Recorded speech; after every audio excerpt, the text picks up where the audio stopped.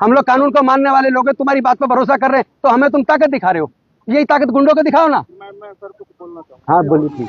हम जाएंगे, हम जाएंगे, हम जाएंगे, हम आपसे रिस्पेक्ट करना जाएंगे, ठीक है, हम जाएंगे, आप लेके चलिए, आप लेके चलो। अगर किसी दलित समाज के बच्चे द्वारा हो जाता अज्ञानता में तो उनका घर जल जाता। नमस्कार, आप देख रहे हैं एनबी न्यूज 24x7 नीलम बोध के साथ। साथियों, मेरठ की घटना ने दिल दहलाकर रख दिया है। चारों तरफ चर्चा चल रही है कि आखिर उत्तर प्रदेश सरकार किस दिशा में जाएगी, क्या करेगी, क्या नहीं करेगी। तमाम तरह की ऐसी घटनाएं उत्तर प्रदेश के कोने कोने से आ रही है, लेकिन विडंबना है कि उत्तर प्रदेश के मुख्यमंत्री योगी आदित्यनाथ जी गहरी नींद सोए हुए हैं। और विडंबना यह भी है कि जब जब दलितों पर अत्याचार होता है, दलितों पर एट्रोसिटी होती है, बहन बेटियों के साथ में इस तरह की जघन्य घटनाएं होती है, तो उत्तर प्रदेश सरकार पूरी तरह से आंख बंद कर गहरी नींद में सो जाती है।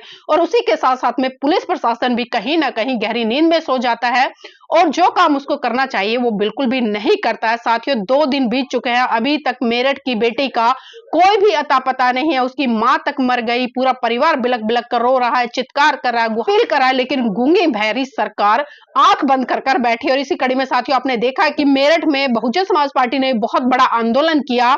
उसके बाद पुलिस प्रशासन थोड़ा बहुत एक्टिव नजर आया, लेकिन उसके बाद टस से मस नहीं हुआ है। लेकिन साथियों, आज की जो ब्रेकिंग न्यूज निकल कर आ रही है, बहुजन समाज के कई नेता वहां पर जब मिलने जा रहे हैं तो पुलिस की तानाशाही देखिए। जब पुलिस को दोषी को पकड़ना चाहिए, उस बेटी की तलाश करनी चाहिए, पुलिस वहां पर शून्य नजर आ रही है और लगातार उन नेताओं को रोकने का काम कर रही है जो कहीं ना कहीं उस परिवार से मिलने जा रहे हैं। आज हमने देखा कि कांग्रेस के नेता राजेंद्र पाल गौतम जी, जो कि समाज कल्याण मंत्री रहे हैं पूर्व में, वो आज उस परिवार से मिलने जा रहे थे तो हाईवे पर उन्हें रोक लिया गया। इसी तरह से भीम आर्मी के संस्थापक और आजाद समाज पार्टी के नेता चंद्रशेखर आजाद जी, वो भी मिलने जा रहे थे, उनको भी पुलिस ने रोका। तो ये दोनों वीडियो मैं आपके साथ में यहाँ पर साझा कर रही हूँ। आप खुद देखिए कि पुलिस प्रशासन का जो काम होना चाहिए उस काम को तो पुलिस प्रशासन नहीं कर रहा है और निर्दोष लोगों को जो उस परिवार से मिलने जा रहे हैं, उसकी मदद करने जा रहे हैं, उनको किस तरह से पुलिस रोकने का प्रयास कर रही है। तो साथियों, देखिए, अनुरोध कर रहा हूँ कि आप हमने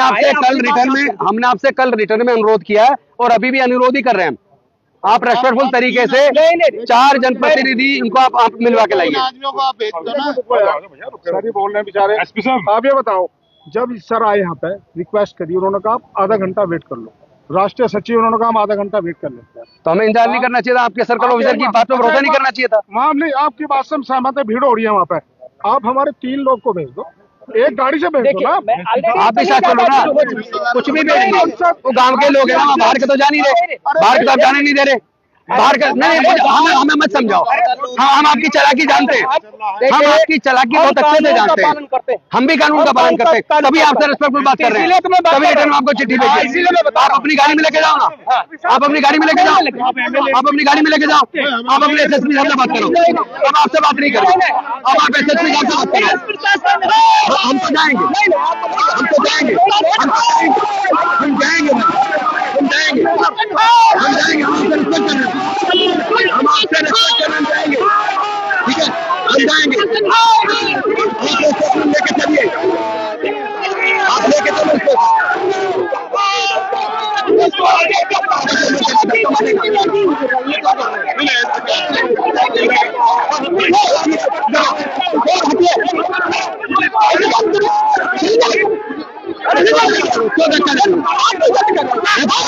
मैं तो खड़ा हूँ,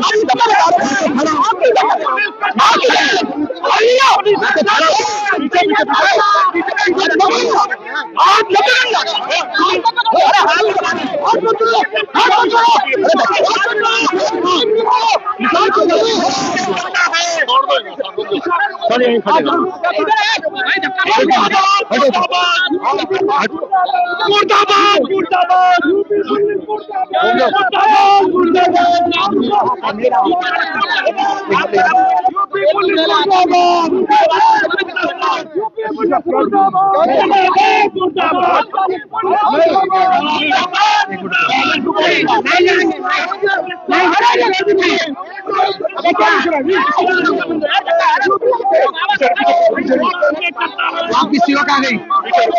आपकी सीओ कहाँ गई? आपके पीछे आप अपने सीओ को बुलाओ जो पुलिस कर गई थी। सुनो, आप अपने सीओ को बुलाओ, आधा घंटा बोला था, 1 घंटा हो गया, सीओ को बुलाओ।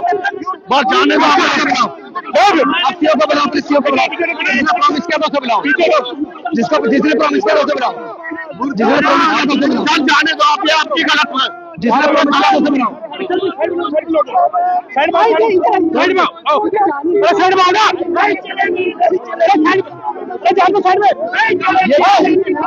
तुम्हारी जुबान है कुछ? सर अभी आगे नहीं, जुबान है तुम्हारी कुछ? मैंने आपसे कहा था तुमने एक बजे जाना कहा था, जाना चाहते तुम्हारे सीनियर ने बोला था ना, पूरा संभव नहीं जाना। तुम्हारे सीओ ने बोला था ना, बाद में सुन लीजिए। तुम्हारी सीओ ने बोला ना, ये गुंडागर्दी कर रहे हो तुम। बिल्कुल सर, प्लीज मानिए। अरे मिठाई तुम्हारी बस्ती नहीं न्याय करना, तुम्हारी बस्ती नहीं न्याय करना, और तुम्हारी बस्ती नहीं तुम्हारी बस्ती में गुंडों को पकड़ना। पीछे पीछे उठो। नहीं चलेगी।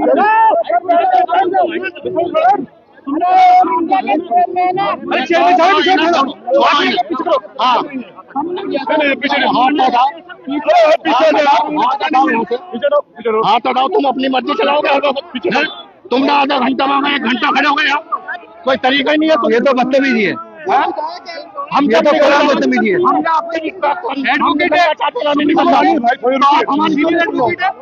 नहीं, हमने आपके रिश्ता नहीं, हमने आपकी रखी है, वहाँ मिलने जाना है, कोई वो थोड़ी करने जा रहे हैं।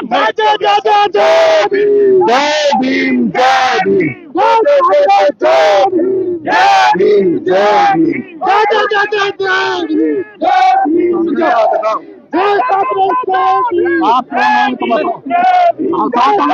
तो पीछे को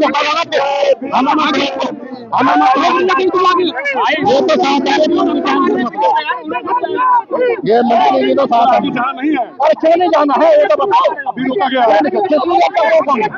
कब तक रोकोगे तुम? समझ दिया जाएगा। नहीं,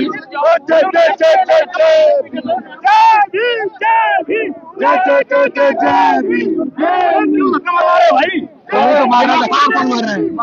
तुम मार रहे हो, हम तो खड़े धक्का तो तुम्हारे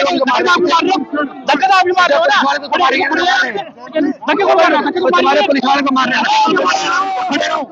धक्का नहीं दे रहे हम भी, आराम से खड़े रहो, आराम से खड़े रहो। छोड़ के आ रहे उधर से देखा क्या कॉल लेना है, किसी का डिटेन हो जाए क्या करें? यही पे बैठो, यही पे बैठ जाओ, अरे यही बैठ जाओ, मत जाओ, बैठो, हम नहीं जा रहे, यही बैठ जाओ, पीछे को जाओ।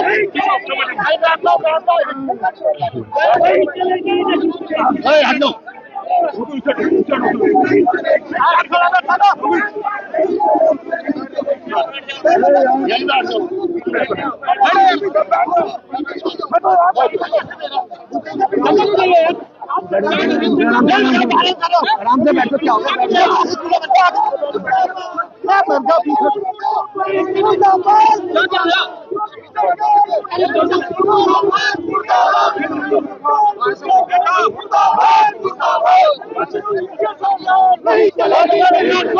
होगा? और एडवांस में चिट्ठी लिख रहे हैं, ये भी नहीं कि अचानक आके कोई घुस गए, और आपसे क्या कहते हैं, आप लॉ एंड ऑर्डर को मेंटेन करने में हम आपकी मदद करेंगे, बाकी सबको नहीं लेके जा रहे, आप कुछ 4-5 साथियों को लेके चलो। उन्होंने कहा ये आधे घंटे बाद लेके चलेंगे, आप थोड़ी देर इधर खड़े हो गए, इधर खड़े हो गए, तुम्हारी कोई जुबान है? अब आके आप कह रहे हो कि भाई नहीं जाने देंगे, क्या तरीका है ये? आप इसका मतलब आप सिचुएशन को एग्रीवेट कर रहे हो, मुलजिम को आप गिरफ्तार कर नहीं पाए, और यहाँ ताकत, अपनी ताकत यहाँ दिखा रहे हो हमारे ऊपर। हम लोग कानून को मानने वाले लोग हैं, तुम्हारी बात पर भरोसा कर रहे हैं, तो हमें तुम ताकत दिखा रहे हो, यही ताकत गुंडों को दिखाओ ना। मैं सर कुछ बोलना चाहूँ। हाँ बोलिए। आसमान कहाँ है आरोपी? पुलिस के हाथ तो बहुत लंबे हैं, मुझे रोकने के लिए हजारों पुलिस, मैं दौड़ रहा हूँ मोटरसाइकिलों पे, 20 जगह तो रोका, गाड़ी टूट गई, चोट लग गई, सब कुछ हो गया। ठीक है, मैं सब चीजें हो सकते हैं यार, ये फोर्स लगनी चाहिए थी आरोपी की गिरफ्तारी के लिए। उस माँ से उस माँ की तकलीफ को, उस परिवार की जानने भी जा सकता हूँ, तो इसका जवाब तो प्रशासन और पुलिस दे सकते हैं। तो आप दिल्ली से यहाँ तक पहुँचे हैं, कई हजार पुलिसकर्मी आपको रोकने के लिए लगाए गए हैं। देखो यार, जिसकी माँ मरती है, एक होता नेचुरल डेथ, एक हत्या। क्या क्या नहीं सुन रहा हूँ मैं। कोई कहता लड़की बड़ी है, लड़के को भगा ले गई, कोई कहता पहले से पंचायत, किस तरह से उसकी जो इज्जत को तार तार करे। हाथरस में भी यही किया था, प्रेम प्रसंग और सब चीजें। यार ये दलित की बेटी है, क्या दलितों का खून पानी, क्या उनकी इज्जत नहीं? मैं तो उसको मेरठ की बेटी कह रहा हूँ, उनको तो शर्म आनी चाहिए जो इस तरह की बात इस बेटी के बारे में कह रहे हैं। मगर मैं हिस्ट्री पढ़ा हुआ व्यक्ति हूँ और मैं जमीन से आया हूँ। अगर ये अपराध, हालांकि मेरी असहमति है, किसी के साथ ना हो, अगर किसी दलित समाज के बच्चे द्वारा हो जाता अज्ञानता में, तो उनका घर जल जाते, उनकी महिलाओं को वहाँ से पलायन करना पड़ता। मैं भारत को की हिस्ट्री मैंने पढ़ी है। मैं तो संवैधानिक तरीके से सिर्फ और सिर्फ आरोपी पर कार्रवाई की मांग कर रहा हूँ।